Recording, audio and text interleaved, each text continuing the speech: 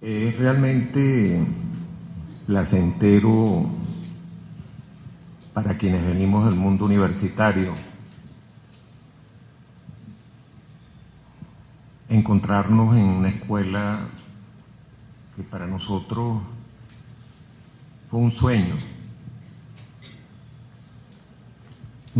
desde la Universidad Central,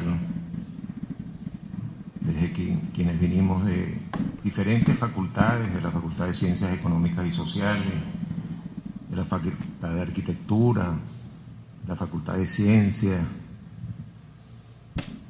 porque en algunas instituciones anteriores privó lo que hoy lamentablemente, lo digo con entera responsabilidad, a veces no existe en nuestro claustro universitario.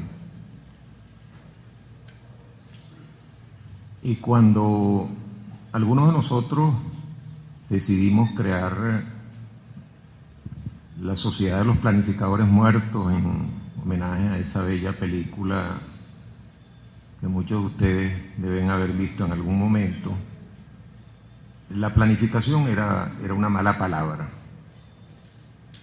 Y fue una mala palabra por décadas, porque hasta en nuestras propias universidades se incrustó un pensamiento que tenía como fundamento una simple palabra: el mercado.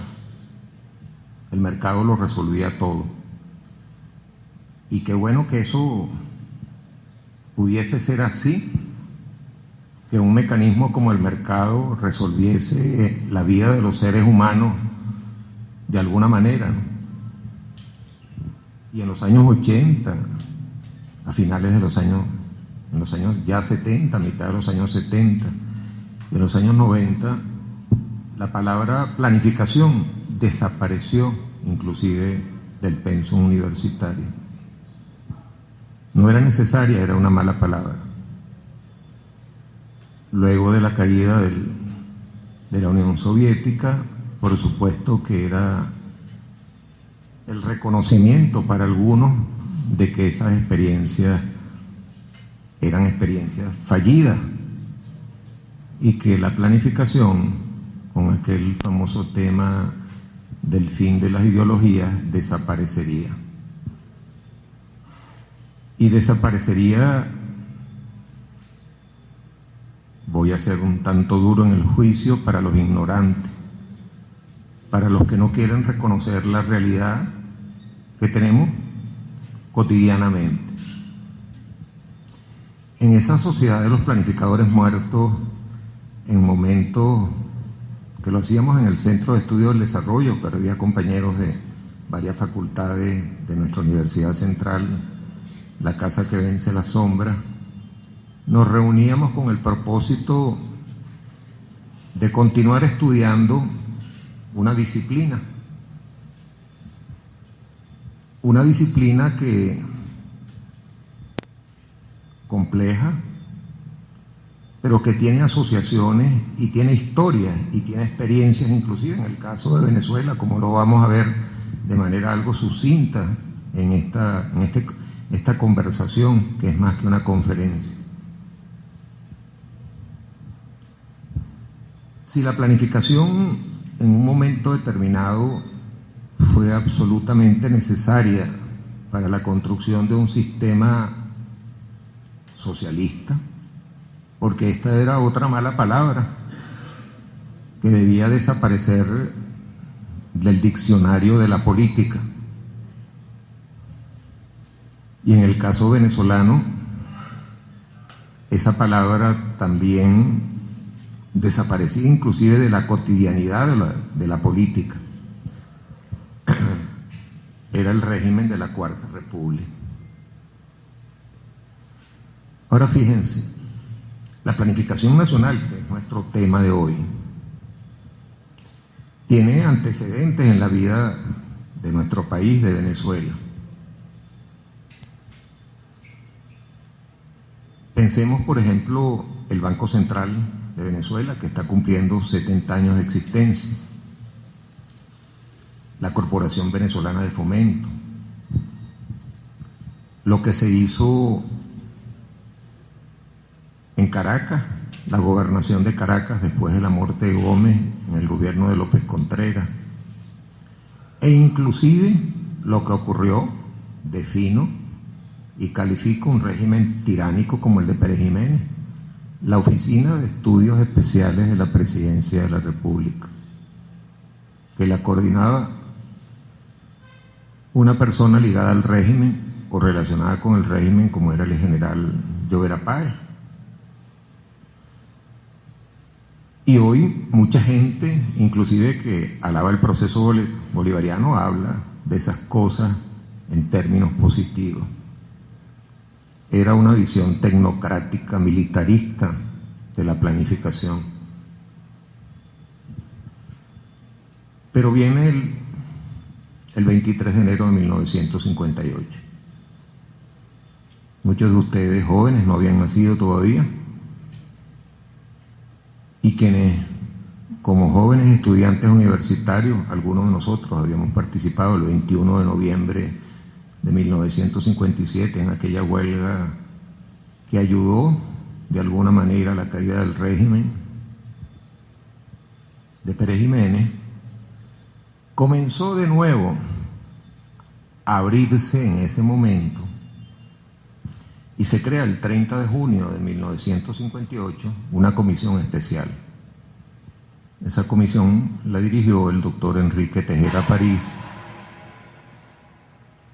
y el 30 de diciembre de ese año, 1958, después que Rómulo Betancourt gana las elecciones, se hace un decreto ley por medio del cual se crean unas siglas que luego fueron utilizadas durante mucho tiempo, Cordiplan. Allí había algunos de los elementos de institucionalización de una actividad en el aparato del Estado venezolano. Se crearon otras comisiones, la Comisión de Administración Pública, el Instituto Nacional de Estadística, los servicios de información, como oficinas ligadas a la Presidencia de la República. Y esa institucionalización a través de oficinas particulares, ya en el gobierno de 1973, con el primer gobierno de Carlos Andrés Pérez, se transforman esas oficinas en un Ministerio de Estado, no todas ellas juntas, algunas de ellas. Ese es otro hito, no hay duda, institucional. Y así corre el tiempo hasta que en diciembre de 1998 gana las elecciones el comandante Chávez, nace el proceso constituyente, la nueva constitución, y se crea posteriormente el Ministerio de Planificación y Desarrollo, del cual algunos de nosotros somos en parte historia.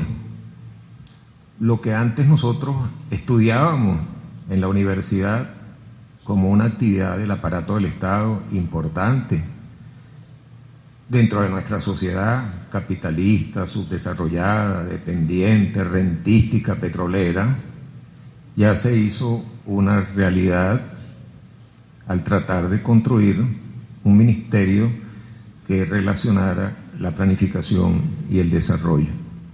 Algunos de nosotros habíamos estado muchos años trabajando en el Centro de Estudios del Desarrollo CENDE, que todavía continúa y fue creado por el director chileno, ingeniero agrónomo Jorge Ahumada, y una contraparte venezolana a partir de la acción que emprende Héctor Hurtado para considerar a la planificación como una actividad ligada al aparato del Estado.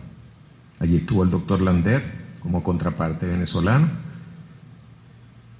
y en ese instituto se comenzaron a hacer estudios sobre el desarrollo nacional, Conflicto y Consenso, donde participaba nuestro querido José Agustín Silva Michelena, Fran Bonilla, coordinados por Jorge Ahumada, el director del instituto, y por supuesto por el doctor Luis Lander. Y allí se comenzaron a hacer unos estudios de una tesis que desarrollaba Edward Holland en el Instituto Tecnológico de Massachusetts sobre un modelo de desarrollo para Venezuela. Esa tesis, publicada posteriormente de Edward Holland, lo toman profesores que venían del sur, argentinos, el doctor Manuel Benporá, creador de las escuelas de computación de nuestra universidad y después en la Facultad de Ciencias, el doctor ilustre, emérito, profesor Carlos Domingo, profesor de la Universidad de los Andes, pero antes en la Universidad Central, y también un visitante de extraordinaria calidad humana e intelectual, Oscar Barsky. Y allí se comienza a analizar, a través de un modelo matemático, la posibilidad de desarrollo de un país. A través de un modelo matemático muy grande. Recuerden que en esos momentos la computación se trabajaba con tarjeta, para algunos de ustedes debe ser sorprendente, y los computadores eran muy grandes, eran 500 ecuaciones. Le llamaban el producto, el modelo producto, prodingres, producto ingreso, para analizar los futuros posibles. Y allí el profesor Barsky, Carlos Domingo, Manolo Benporá, Ahumada, el propio doctor Lander y los trabajadores, los profesionales extranjeros y venezolanos que trabajaban en el CENDE, lograron hacer una publicación en 1970-71. O sea que estamos hablando de hace 40 años. Y así como se venía desarrollando una actividad en el aparato del Estado, se desarrollaban al mismo tiempo instituciones en el campo universitario. Y cuando llega el gobierno del doctor Caldera, estábamos en pleno proceso en la Universidad de la Renovación, ascende, lo cierran, le quitan los recursos. Le quitan los recursos porque fue la intervención de nuestra universidad. Sale el doctor Bianco y el CENDE rompe en ese momento un vínculo con el gobierno por un papel de trabajo que desarrolló José Agustín Silva Michelena, que no le gustó al encargado de Cordiplan de aquel momento, y quitan las becas y el financiamiento para las investigaciones. Estoy hablando de 1970-71, con la ocupación de nuestra universidad por el gobierno del doctor Rafael Caldera, y el inicio de un proceso de separación en el campo universitario con lo que era la actividad gubernamental, porque el CENDE servía de asesor a Cordiplan y creaba modelos importantes, los estilos de desarrollo, el modelo Prodingre, los estilos políticos latinoamericanos, que después se publican en Claxon, trabajos de Barbieri, Pedro Paz y el profesor Calcaño. Estoy hablando de los inicios de los años 70. O sea que esto no es una idea que solamente se va desarrollando dentro del aparato institucional del Estado, sino que toma raíz en las aulas universitarias. Pero empieza en las aulas universitarias posteriormente a haber una conversión de esta cosa, y la propia palabra de planificación empieza a ser desechada como una mala palabra. Hasta en nuestras escuelas de economía, no voy a decir nombres, desaparecen de nuestras escuelas de economía las materias de economía petrolera, economía agrícola, economía industrial, programación, porque todo lo resolvía la macroeconomía. Qué bueno sería que eso ocurriese así y que el mecanismo del mercado resolviese todos los problemas. Porque si el mecanismo del mercado resuelve todos los problemas, bueno, entonces ¿para qué lo vamos a pensar? Lo que pasa es que el mecanismo del mercado es un mecanismo ex post. Es como, perdónenme la comparación, como el anatomopatólogo, ¿no?, que constata la existencia de un hecho posterior. El mecanismo ex antes, que es pensar el futuro, y aquí hago una reflexión sobre lo que es un pensamiento de los indios de la India, de los hindúes, que dicen planificar es difícil, sobre todo el futuro. O sea, como mecanismo ex ante, a través del cual uno prevé, ¿verdad? Es una visión, antecede la acción. El mejor animal que construye el panal, las abejas, no lo hace de una manera racional, sino hace una actividad y al final posiblemente un panal de abejas. Pero el ser humano es el único que piensa,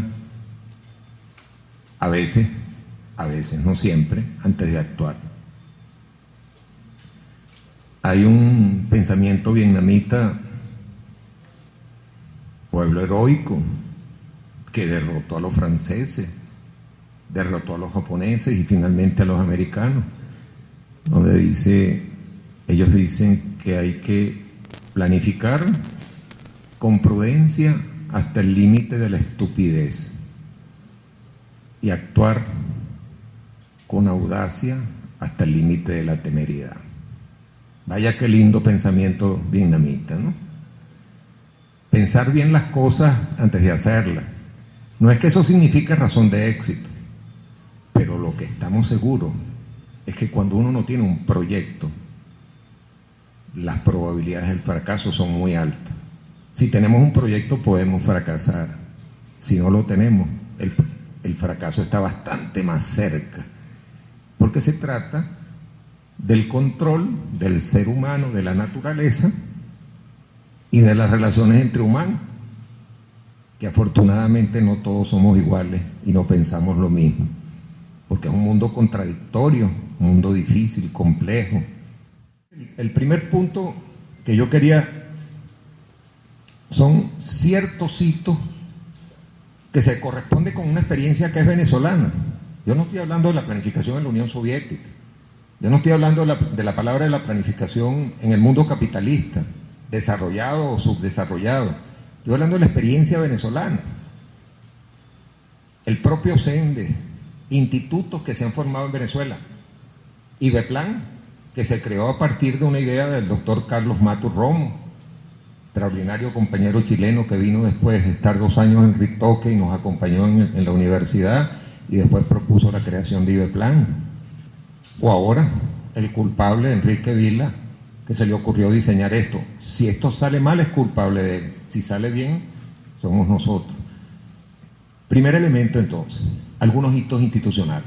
Esto está escrito en muchos libros, pero es bueno que se sepa que hay una historia de la planificación nacional venezolana. Existe, está allí, y a veces vienen gente de afuera que no tienen idea, porque hay que ver que los ignorantes son atrevidos, a darnos clases en esta escuela venezolana de planificación. No es que no los necesitemos, por Dios, el conocimiento es universal, pero nosotros tenemos experiencias suficientes en el caso venezolano, no para dar clases, sino para sacar lecciones de la experiencia. Y mire lo que uno aprende de los errores, como también aprende mucho de los éxitos, ¿verdad? Pero no sé si a veces se aprende más de los errores que de los éxitos, porque a veces cuando tenemos éxito en alguna actividad, uno se embeleza y se cree como el oso, ¿no? Con la miel. Entonces tenemos que sacar lecciones de nuestra propia experiencia. Yo hablo a nivel nacional. Pero hoy que estamos hablando de socialismo en el caso venezolano, y esta es parte de este seminario, debemos sacar lecciones de la experiencia individual, de la experiencia colectiva. La experiencia colectiva no está reñida con la experiencia individual. No, señor. En el caso de la experiencia nacional, de la planificación nacional, hay una historia que debemos reconocer de contribuciones. Sería egoísta y no generoso reconocer contribuciones que se han hecho a lo largo de la historia de la planificación nacional en Venezuela.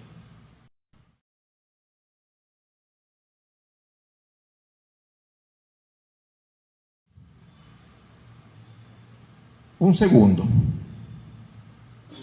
que parece medio enredado.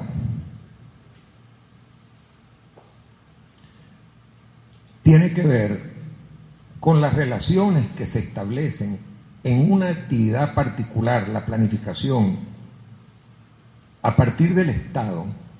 Yo no estoy hablando de la planificación corporativa de una gran empresa transnacional, no. Estoy hablando de la planificación nacional del aparato del Estado. Y por tanto, relacionado con las funciones que cumple el Estado.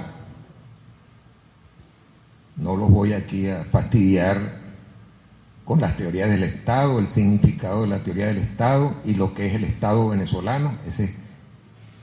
Pero no hay duda que el Estado venezolano es un Estado en parte capitalista, subdesarrollado, dependiente, pero tiene una característica que la han estudiado hasta la saciedad investigadores venezolanos como el doctor Asdrúbal Batista y Bernardo Momel, que es la renta petrolera.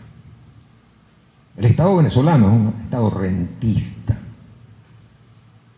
Y el doctor Asdrúbal Batista sostiene la tesis del colapso del sistema capitalista rentista venezolano.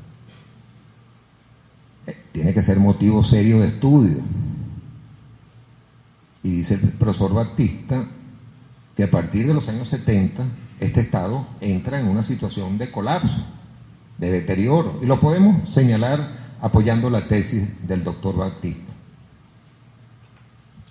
Pero una cosa es el sistema capitalista y otro es la renta. Fíjense, cuando Adam Smith, clásico de la economía, estudia el problema de la renta, estamos hablando del siglo XVIII, XIX, en plena revolución industrial, la renta resulta una rémora, un obstáculo, una dificultad, sobre todo la renta de la tierra, diferencial o absoluta. ¿Para qué? Para el crecimiento de ese movimiento que viene en el campo industrial.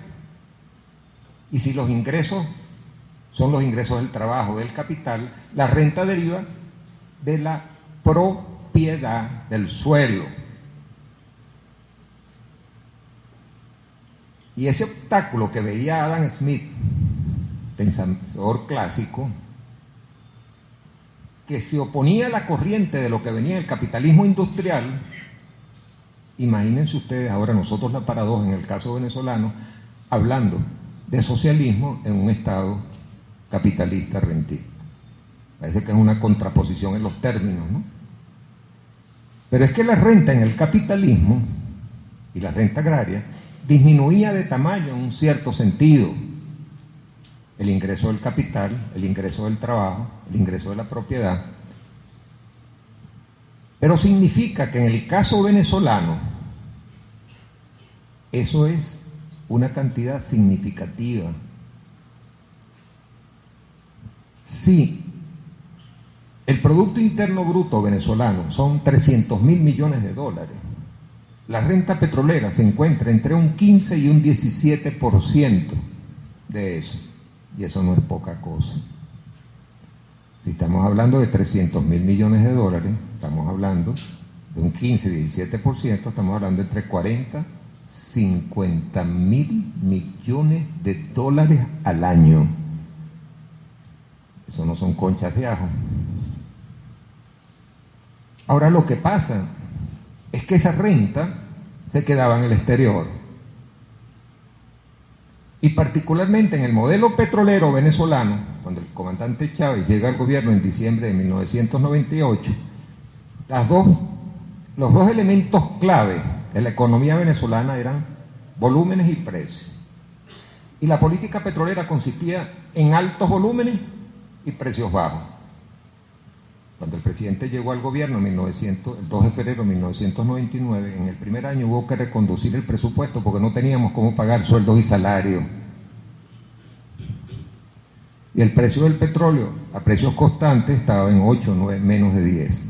Y ahora no es que esté muy alto, está en 70, 72, pero ese es el nominal. Si lo vemos a precio constante, no pasa de 10.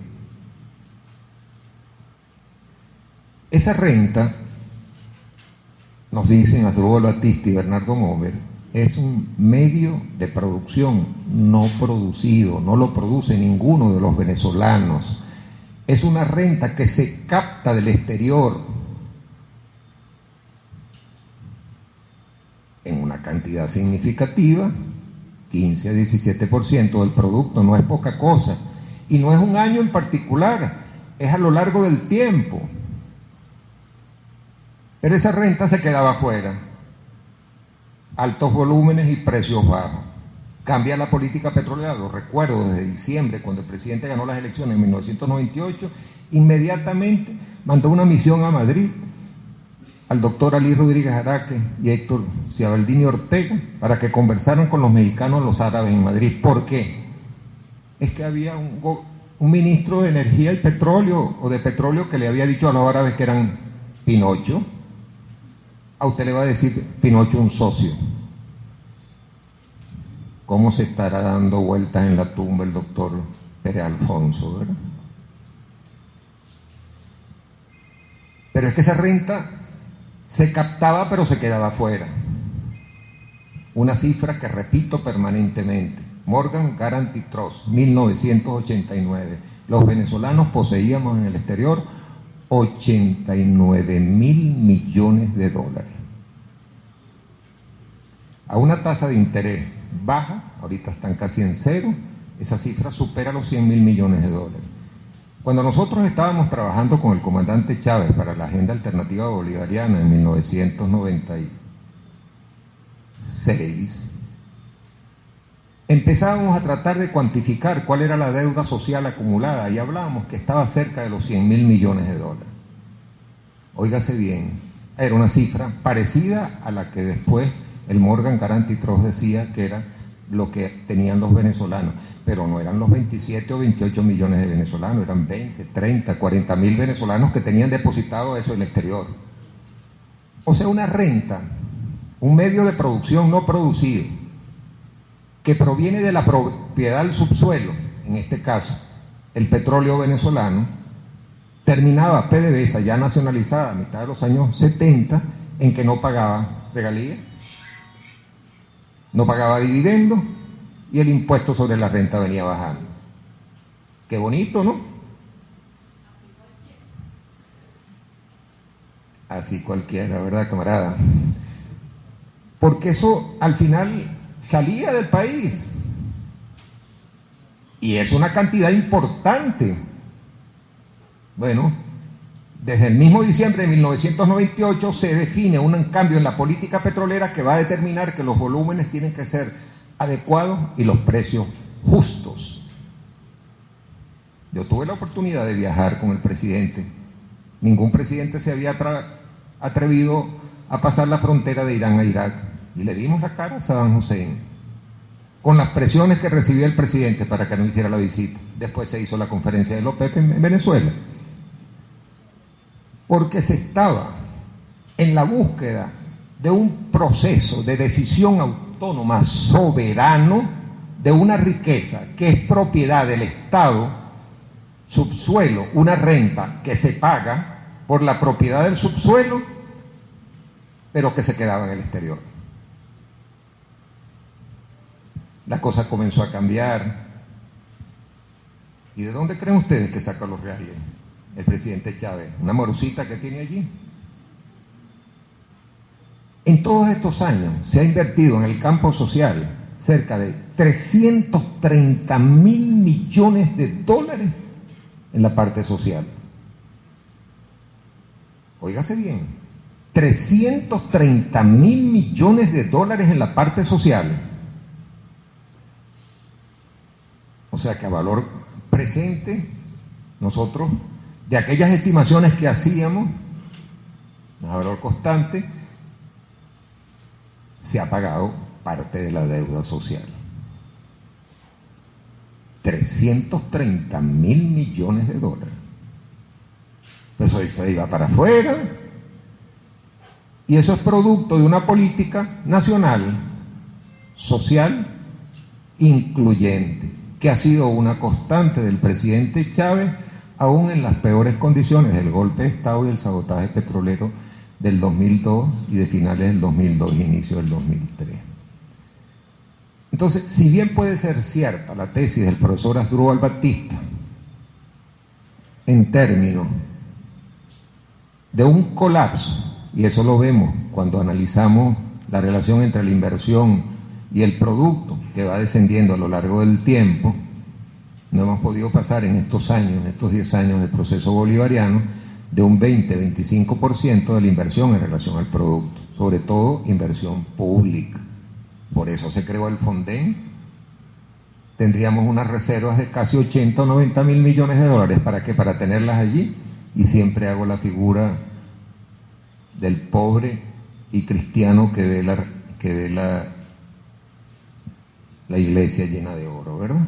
No, se rompió lo que era un tabú. Con el esfuerzo del profesor Gastón Parra Luzarda, extraordinario economista y ser humano venezolano, se creó el Fonden y parte de esos recursos se destinan a la inversión, porque el presupuesto no da. Por eso habla de la gestión fiscal, que son casi 20 billones de los viejos o 20 millardos de bolívares fuertes, porque los gastos de la administración no están cubiertos por los ingresos no petroleros. Pero se recuperó la renta y se invierte.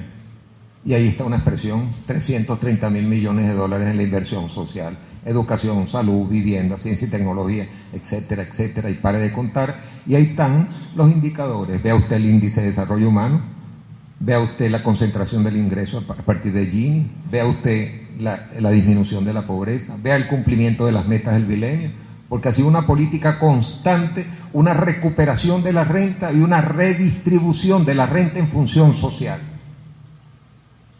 como una política constante a lo largo de todos estos años después de diciembre de 1998. Y eso también es producto de una visión nacional donde se intenta esa bella frase, siempre fallida, de sembrar el petróleo. Sembrar el petróleo a través de la inversión social. La redistribución de la renta como una política nacional para pagar la deuda social y en base a otra política que es la soberanía petrolera.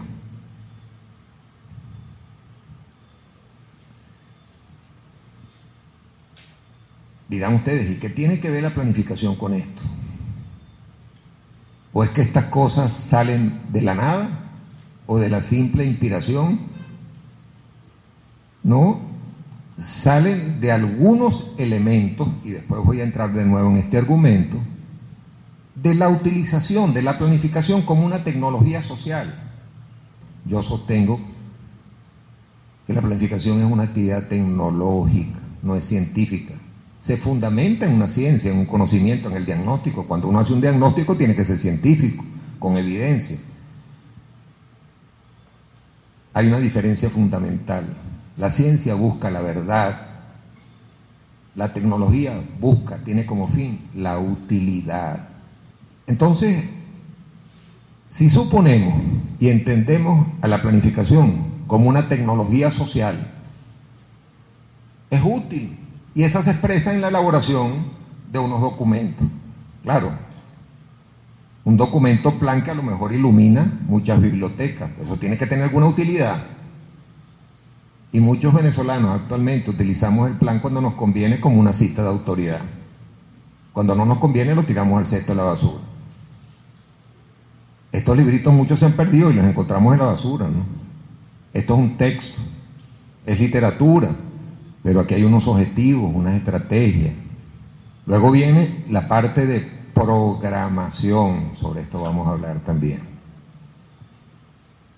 Vamos a hablar de algunas de las tesis que nosotros hemos elaborado en el Ministerio de Planificación sobre la situación venezolana.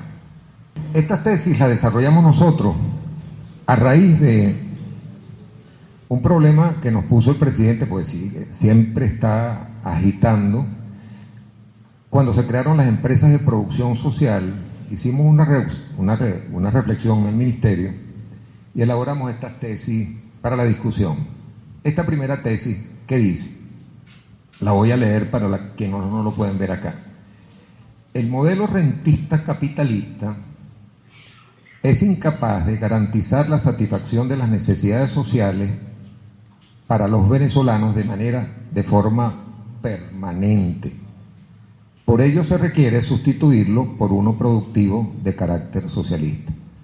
Esto puede parecer una premisa, pero queremos plantearlo no como una hipótesis, sino como una tesis necesaria. Y aquí no solamente priva una voluntad política, que la tiene de sobra el comandante Chávez, sino que tiene que privar también una voluntad política colectiva del pueblo venezolano, soberano, independiente y capaz de definir su propio futuro de manera autónoma.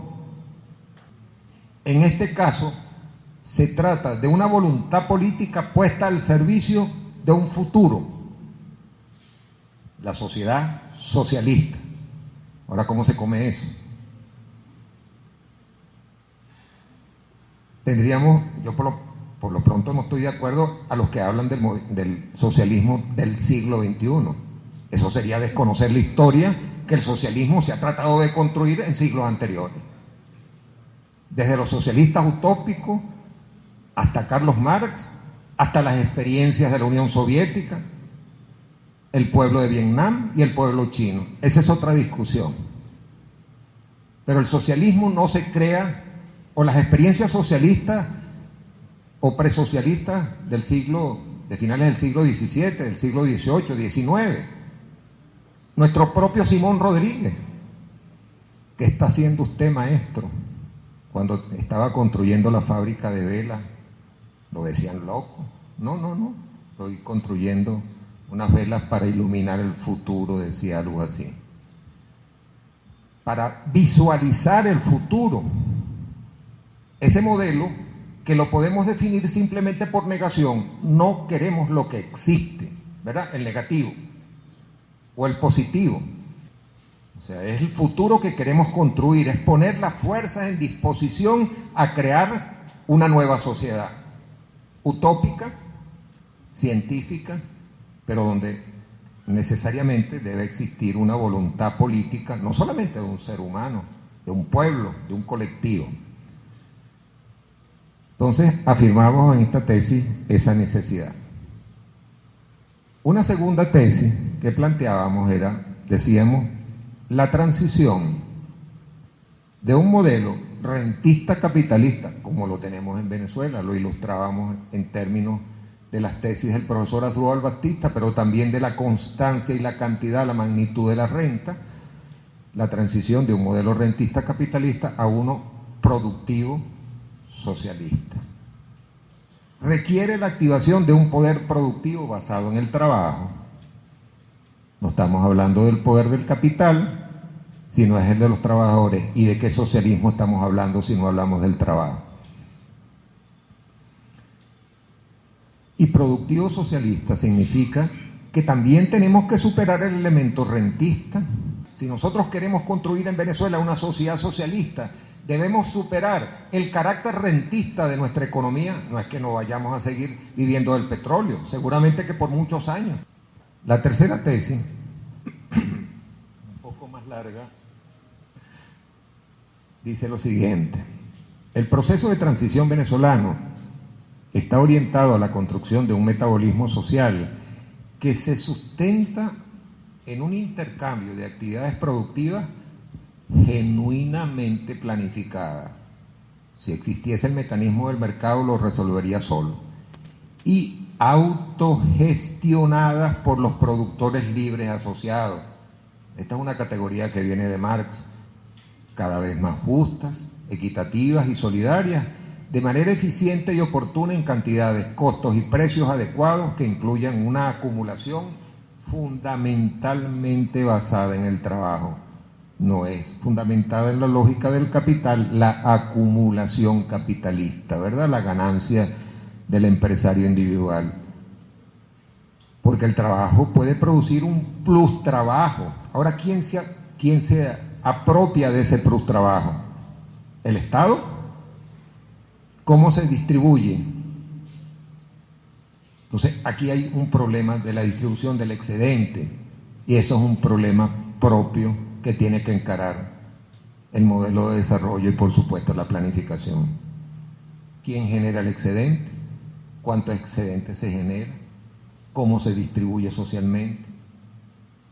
¿Qué necesidades satisface? Si vamos al modelo de Barsky, un modelo de satisfacción de necesidades humanas básicas, la salud, la educación, la vivienda, la infraestructura, el conocimiento, etcétera, etcétera.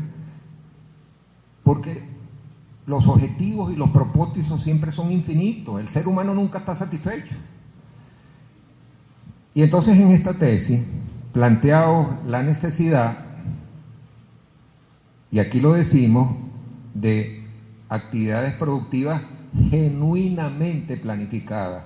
Y aquí yo no estoy inventando, yo estoy hablando de la experiencia. El año pasado nosotros, a partir del Ministerio de Planificación, estuvimos todo el año ayudando a Rodolfo Sanz con las empresas básicas. Y se hizo por primera vez en la historia venezolana un plan de desarrollo metalúrgico a partir de los trabajadores.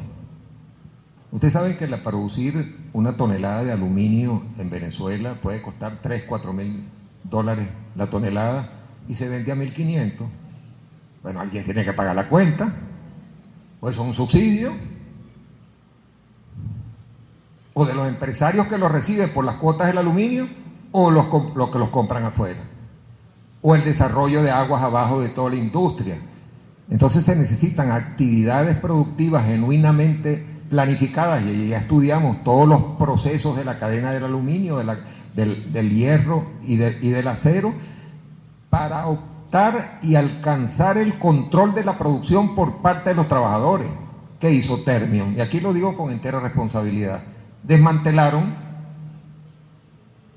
con miles de filtraciones financieras. Era una transnacional, pues claro que sí, ellos tenían como objetivo la máxima ganancia. Pues, como dice una de las nietas mías, pues, abuelo, claro. O las empresas cementeras, se llevaban el cemento y en otros países le daban valor agregado. Pues, abuelo, claro. Entonces se trata también de ser eficiente en la producción. No se trata de vivir del subsidio porque la renta es limitada, y si la queremos dedicar mayormente a la parte social, a la educación, a la salud primero, a la vivienda, a la construcción de infraestructura, con el presupuesto nacional, prácticamente la inversión es cero. Estoy exagerando. Si no hubiéramos creado el Fonden, ¿de dónde sacan para construir las carreteras, para construir los metros? ¿Acaso que el presidente tiene un acto de magia allí? No, son recursos que en parte vienen de la renta petrolera y que pudieran engrosar las reservas internacionales, pero son utilizadas para la inversión. La tesis 4. El modelo productivo es el responsable de proveer la base material al modelo de sociedad socialista, tal que le permita su sustentabilidad y desarrollo. Sustentabilidad. Y por lo tanto es un elemento fundamental en la construcción de la viabilidad del proyecto nacional. Aquí el presidente denominó esto como el primer plan socialista 2007-2013. Tiene que ser viable, vamos a regresar sobre este tema más adelante. Quinto, el establecimiento del modelo productivo socialista requiere la creación de nuevas formas de generación, apropiación y distribución de los excedentes económicos. No solamente es la renta petrolera, o sea, los sectores tienen que producir valor agregado, tienen que producir riqueza, los servicios y distribución de los excedentes económicos y una nueva forma de distribución de la renta petrolera venezolana. En parte eso se está haciendo. Cuando la oposición dice que hemos gastado 500.000 millones de dólares, si esa es la cifra, bueno, 330.000 de esos 500.000 millones de dólares fueron para la inversión social. Estamos hablando de casi 2/3. Que la inversión social tiene una maduración lenta, claro, pero ya hay compañeros que estaban en primaria que están en secundaria, hay compañeros que estaban en secundaria que ya terminaron, hay personas que, y nos criticaron que entonces el método cubano, pues parece que los cubanos andan con el espíritu en todas partes, ¿no? Hay un señor militar por ahí que acaba de renunciar que ve cubanos por todos lados, ¿no? ¿A qué vienen los cubanos aquí? Deberíamos ser solidarios con ellos. Entonces, nueva forma de distribución de la renta petrolera. Esto es un problema. Y no solamente es la generación del excedente, sino cómo se distribuye. Una hija que estaban discutiendo en una comunidad a ver a quién le daban la vivienda. Y había 10 viviendas. Y salió un vivo o una viva, y entonces, porque era un funcionario público, y le asignó la vivienda a otra persona que no estaba ahí. Bueno, por poco le hacen una poblada. Eso se llama empoderamiento de la comunidad, porque la comunidad tiene que ser capaz de fijar la prioridad y el uso de un recurso escaso. Si hay 100 familias que necesitan vivienda, bueno, discutirá la comunidad, si hay 10, ¿a quién se las asigna? El que tenga más necesidad, ¿verdad? Entonces, esa distribución de la renta es otro problema importante para la planificación. Tesis número 6. La empresa pública es la dinamizadora del modelo productivo socialista. Esta es una afirmación. A través de ellas, el Estado se reserva las actividades productivas estratégicas para el desarrollo del país, respondiendo directamente a la planificación central. Hay unos por allí economistas y sabiondos que hablan de la planificación central. Y hablan de esa supuesta redistribución de la riqueza y descentralización. ¿Cómo sería la distribución del excedente que produce PDVSA? Si es el que genera las divisas, el sector privado venezolano, que apenas exporta 5, 6, 7 mil millones de dólares, requiere 20, 25 mil millones. O sea, requiere más de lo que exporta. Tiene que ser eficiente. Y en ese sentido, entonces, nosotros luchamos contra la privatización de CanTV, luchamos contra la privatización de Sidor, y las privatizaron. Ahora están en manos de los trabajadores, pero ahora son los trabajadores que tienen que demostrar a través del control de los trabajadores de la producción que esas empresas son eficientes, que producen, no con un permanente subsidio. ¿Ustedes saben cuál es el mejor negocio que hay en el mundo? Una empresa de telecomunicaciones bien administrada. ¿Y ustedes saben cuál es el segundo mejor negocio del mundo? Una empresa de telecomunicaciones mal administrada. Actividades productivas estratégicas: petróleo, la electricidad, telecomunicaciones, etcétera, etcétera, etcétera. Ahora fíjense, aquí tratamos en este gráfico de establecer una relación en el cúspide de esta figura, de este tetraedro. Tenemos el trabajo. Socialismo se fundamenta en la lógica del trabajo. Nuestra base, en parte, es la renta petrolera. Y hay una mediación que se establece entre esa lógica a la cual aspiramos y la renta petrolera, que es la propiedad de los medios de producción, el consumo, la distribución y la producción propiamente dicha. Ese plustrabajo, como nos dice Mesaro, en la sociedad capitalista, como lo estudió Marx, se capta por la vía económica. En el caso de la Unión Soviética, esa extracción de plustrabajo se daba por vía política. En el caso venezolano, la renta petrolera, por la propiedad del subsuelo, o sea, el que tiene la propiedad del subsuelo y capta la renta como un medio de producción no producido, una renta internacional que no se produce en el país, sino se capta del exterior, puede permitir a través del Estado el fenómeno de la acumulación. Pero no es una acumulación capitalista del propio Estado. Y como ya decíamos, entonces tiene que haber algún mecanismo, decimos nosotros, la planificación como una praxis social, como una práctica social que permita que esas actividades de la producción, distribución y consumo se den de alguna manera, digámoslo así, genuinamente planificada.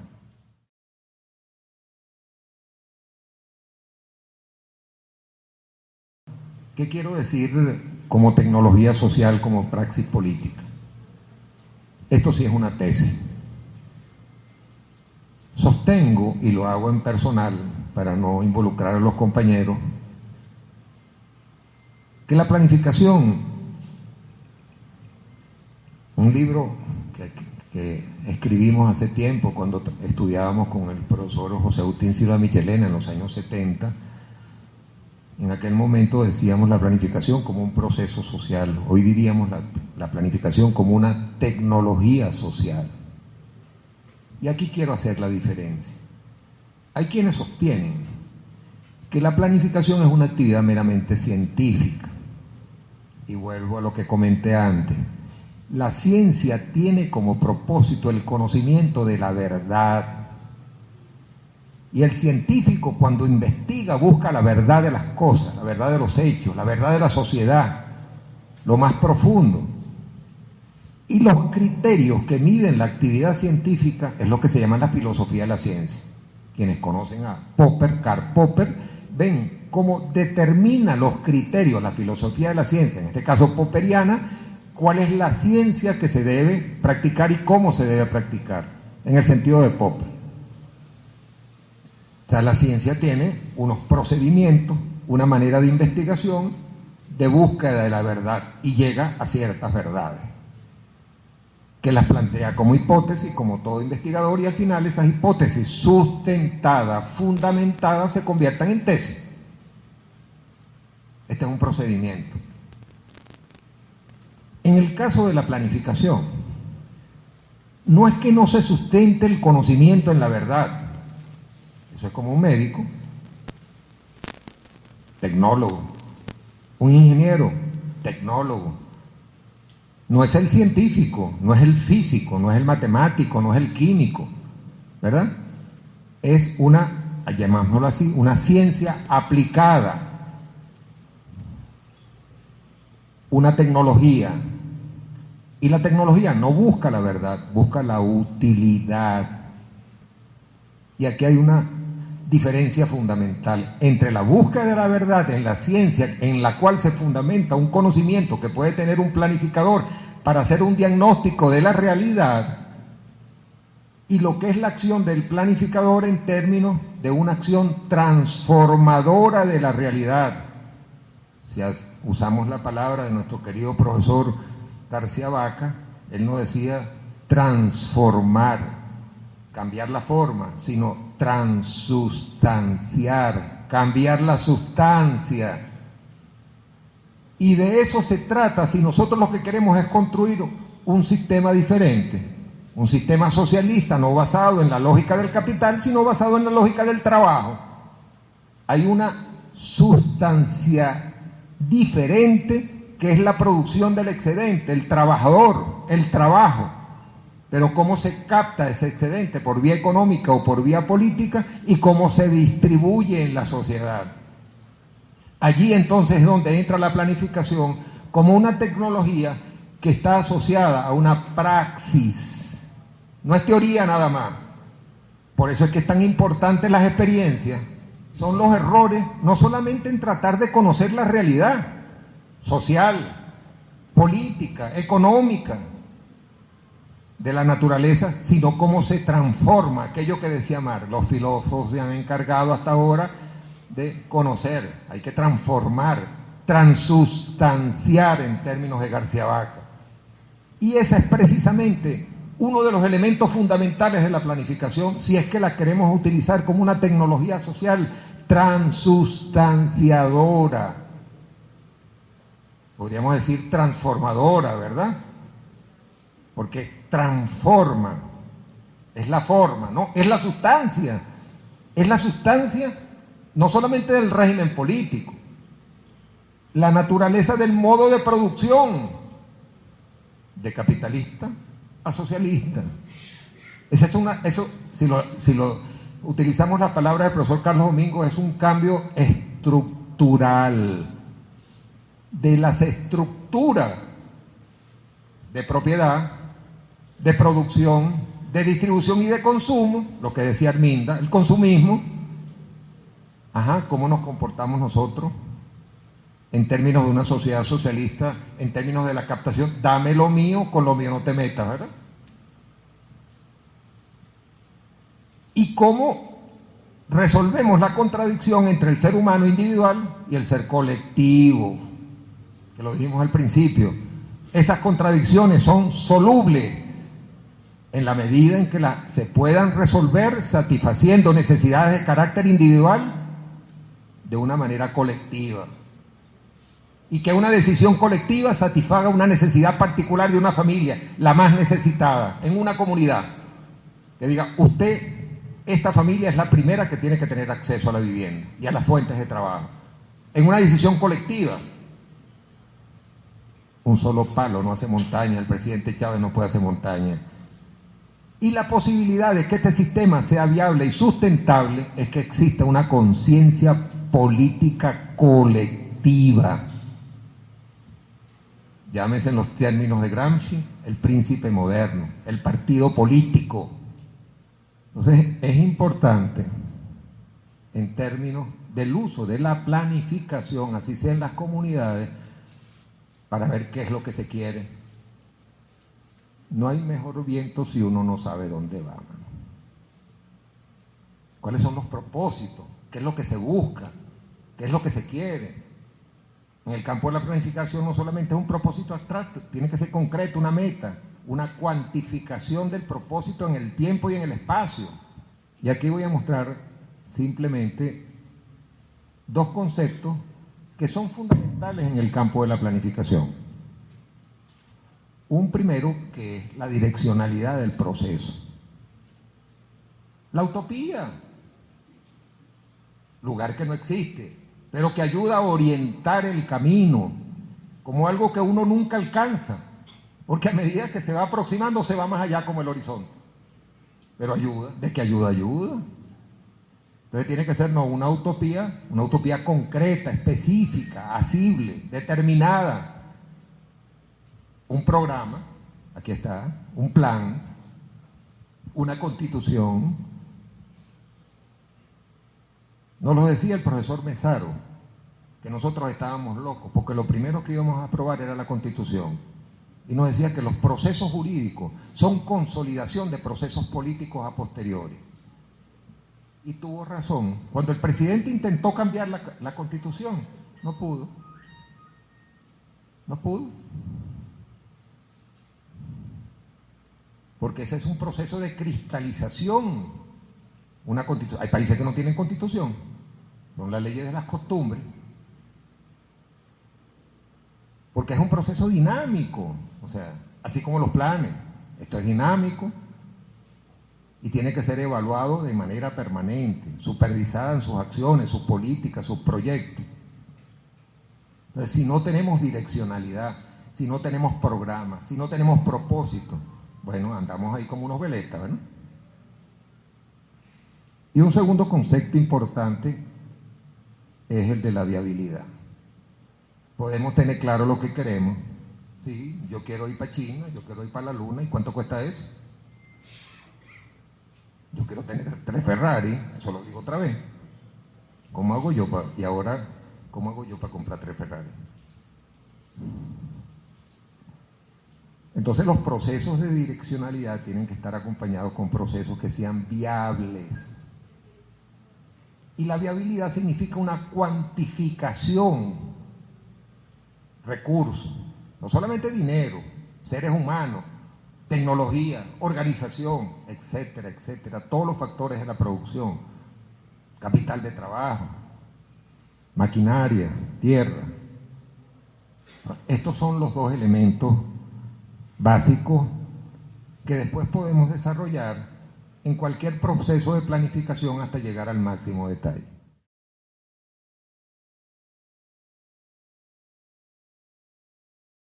Vamos al último punto, rapidito. Algunos retos de la planificación nacional. Fíjense, de lo que hemos visto previamente, no hay duda cómo se genera el excedente. ¿Cuál es el excedente? Porque si nosotros no invertimos, no crecemos.